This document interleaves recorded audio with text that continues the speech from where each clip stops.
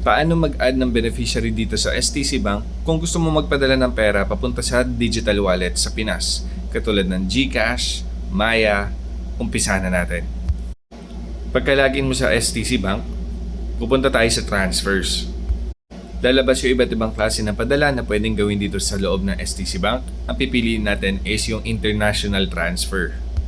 Dito lalabas lahat ng mga activated beneficiaries mo na. Pero since mag-a-add tayo ng beneficiary para makapagpadala tayo sa digital wallet, itatap natin yung add new recipient. So ito na yung form. Umpisahan natin sa full name. Ang ilalagay natin dyan is yung pangalan ng papadala natin ng pera. Kung sarili mong account yung papadalan mo, katulad ng GCash account mo, sarili mong pangalan yung ilalagay natin dyan. Iwasan natin magkamali sa spelling ng pangalan. Mas maganda sundin natin yung nakalagay sa mga valid ID natin. Okay? May chance kasi na once na magkamali ka sa spelling at hindi tanggapin ng digital wallet sa Pinas, mataas yung chance na, babalik na lang yung pera sa STC Bank app mo.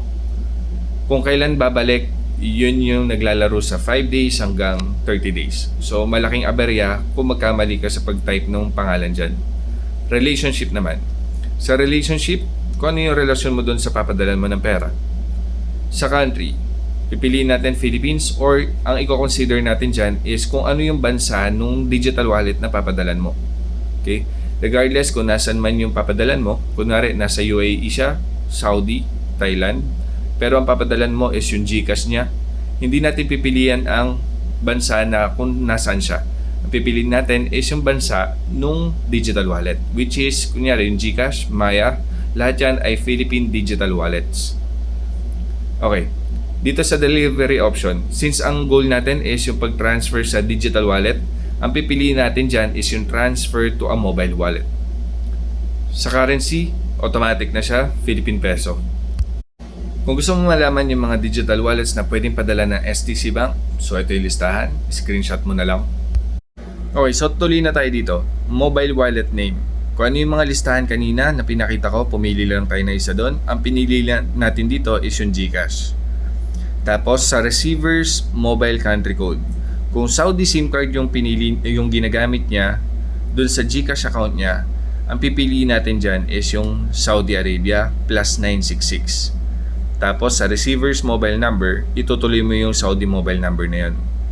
Kunyari 5412345. Kung Philippine SIM card yung ginamit naman niya sa GCash, so Philippines yung pipiliin natin plus 63. Tapos ituloy mo na yung mobile number nung GCash account niya. 917-23456. Okay? Purpose of transaction, let's say savings o kaya for family expense. Yan, tapos ituloy mo na. Tapos may dalawang tanong na lang dito, katulad ng nationality nung papadala ng pera. Kung alam mo, itap mo yung yes, tapos piliin mo na yung nationality niya. Kung Pinoy siya, piliin mo Philippines. Tapos yung edad naman nung tatanggap ng pera. Kung alam mo yung edad, itap mo yung yes, tapos ilagay mo yung age niya. Tapos may matatanggap kang 4-digit OTP, ilagay mo na lang dyan.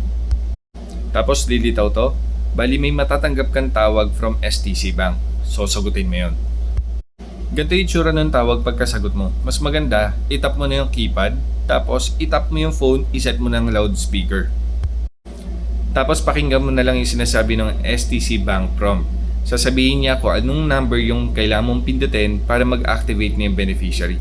Pag sinabing 5, pindutin mo na lang yung 5. Pag napindot mo yung tamang number na sinabi niya, kusa nang bababa yung tawag na to and activated na yung beneficiary natin. Pag successful yung pag-activate mo ng beneficiary, dito sa listahan ng mga beneficiaries na to, dapat may mababasa kang approve. Tapos, itap mo na lang yung transfer money kung gusto mong padala na ng pera yung beneficiary na yan. Mas maganda, i-double check mo rin muna yung beneficiary details para masigurado lang na tama lahat yung information na nilagay mo bago mo padalan.